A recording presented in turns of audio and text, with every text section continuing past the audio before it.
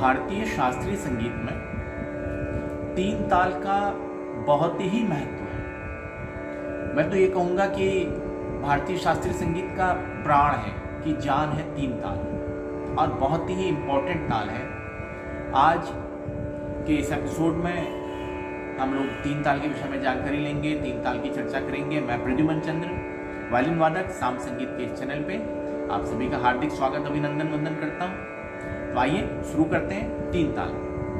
देखिए, तीन ताल मैं पहले भी आपको बता चुका हूँ कि तीन ताल 16 मात्रे की ताल है। 16 मात्रे का मतलब है कि एक बीट में लगने वाला समय, ठीक है।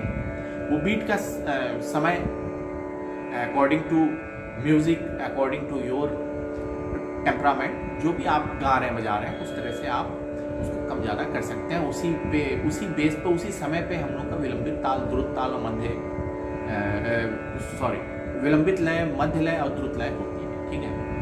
तो हम लोग आज तीन ताल पे बात करेंगे। 16 मात्रे की ताल है और 16 मात्रे में आपको ताली खाली मैं पहले बता चुका हूँ, लेकिन एक बार मैं इसको रिपीट कर देता हूँ। देखिए, धा धिन धिन धा, धा धिन धिन धा, धा तिन तिन ता, ता धिन धिन धा। ये ताली का मतलब होता है, देखिए, जब हम लोग लिखते हैं ताल, जब हम बज रही है ताल, तो तबले का विषय है, ठीक है। वो बज रही है और हम सुन रहे हैं, हमें सुनाई दे रहा है, और ये हरकतें होती हैं। ताली खाली हरकतें हैं। जब बज रहा है तो उंगलियों की, और जब लिखा जा रहा है तो लिखने में उसको हम अलग से डिनोट करते हैं। तो ताली का मतलब है जब हम हाथ पे थपकी दे रहे हैं, ठीक है, तो वो ताली है।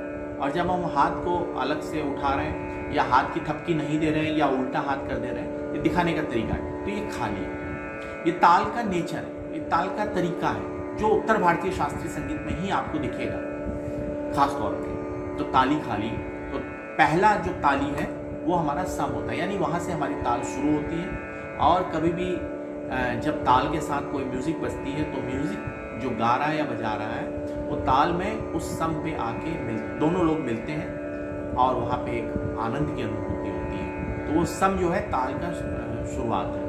किसी गाने की शुरुआत तो कहीं से भी हो सकती है, बीच में सम हो सकता है, शुरू में सम हो सकता है, लास्ट में सम हो सकता है, लेकिन ताल की शुरुआत का पहला सम ही होगा।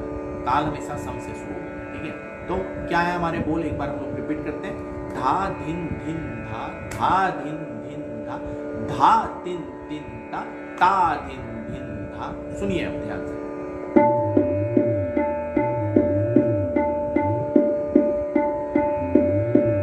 धा धिन धिन धा, धा धिन धिन धा, धा तिन तिन ता, ता धिन धिन धा, धा। तो ये तो हमारा हो गया तीन ताल। अब जैसे हम लोगों ने पिछली बार झप ताल में अलंकार किए थे, उसी तरह से तीन ताल में अलंकार हम लोग कर सकते हैं, और अलंकार के विभिन्न रूप बना के हम लोग खुद क्रिएटिविटी, देखिए म्यूजिक और खास तौर पे हमारा क्लासिकल म्यूजिक क्रिएटिविटी बेस्ड होता है। जितना ज़्यादा बढ़िया क्रिएशन, उतना ज़्यादा अच्छा म्यूजिक। तो तीन ताल में आप विभिन्न अलंकार क्रिएट करके बना सकते हैं। यहाँ पे मैं आपको कुछ बहुत ही सिंपल अलंकार बताऊंगा, और उसको किस तरह से ताल में पिरोना है, ठीक है, किस तरह से हम ताल में पिरो सकते हैं, उसको हम लोग जो है देखेंगे।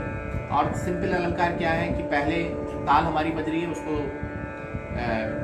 बराबर की लय में या था लय में हम लोग उस अलंकार को बजाएंगे। सारे गामा पाधा नी सा नी धा पा मा गा रे सा। उसके बाद फिर उसको आप डबल कर लीजिए, सारे गामा पाधा नी सा नी धा पा मा। देखिए, ये कैलकुलेशन है, क्या है, सारे गामा पाधा नी सा, कितना हुआ, 8 मात्रा हुई। आप 8 बार बोल रहे हैं ना, तो 8 मात्रा हो गई। सा रे गा मा पा धा नी सा, 8 मात्रा हो गई। इसको जस्ट हाफ करेंगे तो कितना होगा, सारे गामा पा धा नी सा।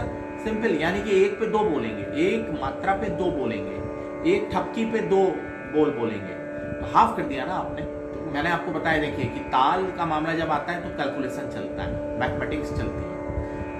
तो ये, और ताल जब हम लोग दोगुन करेंगे तो ये सबसे सिंपल होता है।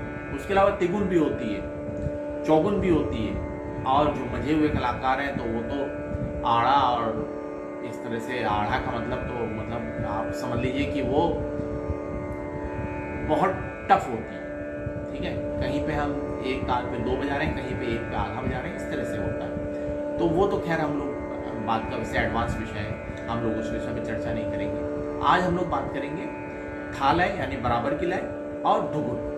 बहुत सिंपल है। और 3 ताल जैसी तालों पे जिसमें 16 मात्राएं हैं तो उसमें तो और आसान होता है, क्योंकि वो दिखते हैं, विभाग दिखते हैं। झप ताल में कह सकता हूँ थोड़ा टफ थी, हालांकि वहां भी बहुत सिंपल है, लेकिन उससे भी ज्यादा सिंपल है हमारी 3 ताल। बस एक बार आपके कान में बज जाए तबले के स्वर तो आपको बजाने में या गाने में कतई दिक्कत नहीं होगी। तो आइए एक बार एक छोटा सा हम लोग उदाहरण लेते हैं, उसके बाद फिर आगे बात करेंगे 3 ताल का, ठीक है।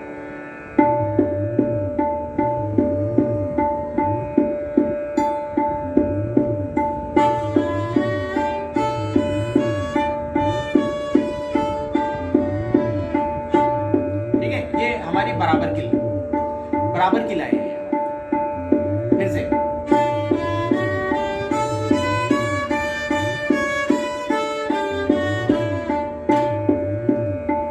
ये हमारी बराबर की लय। अब हम लोग डबल करेंगे।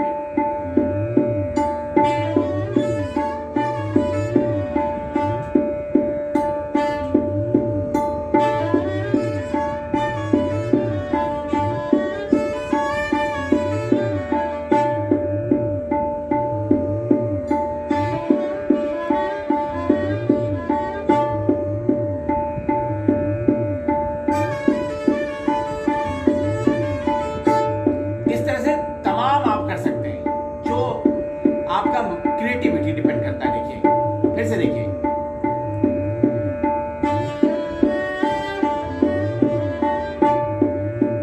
ठीक है।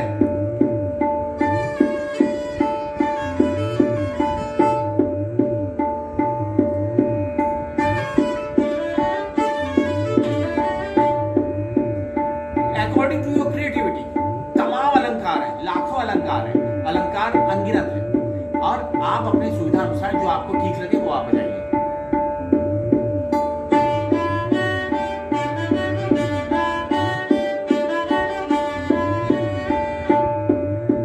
हर बार सम पे आना है।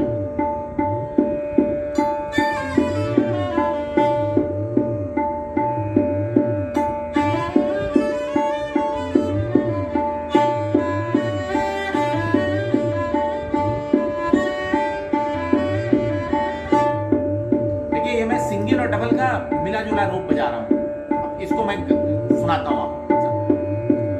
1 2 3 4 1 2 3 4 1 2 3 4 1 2 3 4 1 2 3 4 1 2 3 4 1 2 3 4 1 2 3 4 1 2 3 4 1 2 3 4 डबल 1 2 3 4 1 2 3 4 1 2 3 4 1 2 3 4 1। तो ये देखिए आपकी क्रिएटिविटी, और आपको बहुत आनंद आएगा, बहुत अच्छा लगेगा कि तबले के साथ मैंने आपको शुरू में बताया है कि आप चूंकि देखिए, या तो अगर आपके घर परिवार में कोई है, आपके दोस्तों में कोई है जो आपको समय दे पाए आधा घंटा एटलीस्ट, तो उसको आप बुला लीजिए, वो ज़्यादा अच्छा रहेगा। आपको एक मतलब मैनुअल तबले और इलेक्ट्रॉनिक तबले में थोड़ा सा फर्क तो आता ही है। और अगर ऐसी व्यवस्था नहीं है तो मैं कहूँगा कि थोड़ा सा आप अपना बजट बढ़ाएं, थोड़ा सा खर्च करें और एक इलेक्ट्रॉनिक तबला ले लें। इलेक्ट्रॉनिक तबला आपको हमेशा साथ देगा। आप अपना अभ्यास करेंगे तब भी, अलंकारों का अभ्यास करेंगे तब भी, ताल को सिंपल सुनेंगे तब भी, और आप कुछ गाएंगे बजाएंगे तब भी। तो इलेक्ट्रॉनिक तबला आपके पास होना चाहिए, मेरी ये राय है। और अकॉर्डिंग टू योर बजट, तो बाकी आपकी जो भी आपके तबले वाले की अवेलेबिलिटी है उसके बेस पे आप अपना देख सकते हैं। लेकिन तबला मस्ट है। तबले के बोल शुरू से ही आप अपने कानों में बैठाएंगे तो आपके कान उसके लिए मैच्योर हो जाएंगे, आपके कानों में तबला बस जाएगा। तो जैसे ही तबला बजेगा ना, और ज़्यादा फर्क नहीं होता है, जो ये बोल बज रहे हैं यही मैनुअल में वो हाथ से बजता है, जो मैनुअल यही बोल है, थोड़ा सा फर्क आएगा कि मैनुअल में जब वो तबला बजेगा आप उससे बोल दीजिएगा जो भी आपके हैं कि सिंपल ठेका दें। ठेका का मतलब तबले के बोल, सिंपल ठेका दें, तो सिंपल ठेका ऐसे ही होगा। अब उसमें अगर वो बीच में कारीगरी करेंगे, बीच में भराव करेंगे तो थोड़ा सा फर्क हो सकता है। वो फर्क कैसे हो सकता है मैं इसी में आपको दिखाने की कोशिश करता हूँ। देखिए अभी क्या बज रहा है, ध्यान से सुनिए, पहले 3 ताल ध्यान से सुनिए। एक आवर्तन, एक आवर्तन का मतलब 16 मात्रा पूरा, सम से लेके और आखिरी तक, फिर सम पे मैं बंद कर दूंगा, ध्यान से सुनिएगा।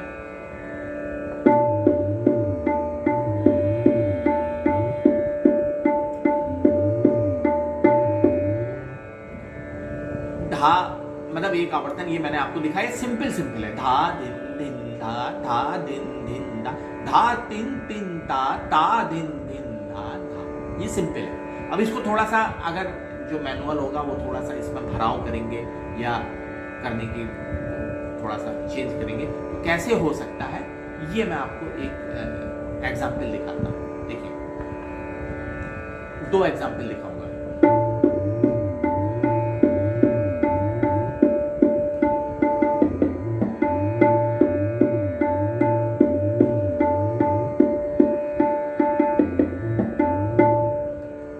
एक एग्जाम्पल ये हो गया कि वो लास्ट में थोड़ा सा भराव किया, the the the the the the दा र रा रा दा रा रा रा ला र रा रा द द द द रा दा, तो वो एक भराव करके वो थोड़ा सा चेंज कर देते हैं। आपको घबराने की आवश्यकता नहीं, बस आपके कान में सम और खाली बसा होना चाहिए, उसी वही बेस है और आपको समझ में आ जाएगा। देखिए थोड़ा सा भराव का एक एग्जाम्पल और दिखाता हूँ आपको मैं, ध्यान से देखिए।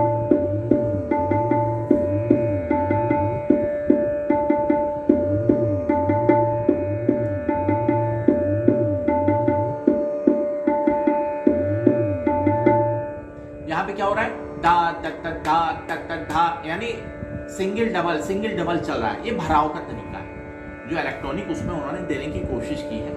मैनुअल में थोड़ा सा यही चीज आपको हाथ से बजती है तो थोड़ा सा डिफरेंट लगता है, अदरवाइज बोल यही होते हैं। तो आज का मेरा ये एपिसोड पूर्णतः इसी पे बेस था। मैं आपको चाहता था कि 3 ताल के बारे में बताऊं। 3 ताल सबसे सिंपल ताल है, आप उसको समझें, जानें और बार बार उस पर अभ्यास करें। आइए एक बार फिर से हम लोग अभ्यास करके इस एपिसोड का समापन करेंगे और अगले एपिसोड में आपसे किसी नए विषय पर चर्चा होगी। और साथ ही आपसे एक रिक्वेस्ट है, आपसे गुजारिश है कि मेरे इस चैनल को लाइक करें और सब्सक्राइब करें। Thank you. आइए सुनते हैं।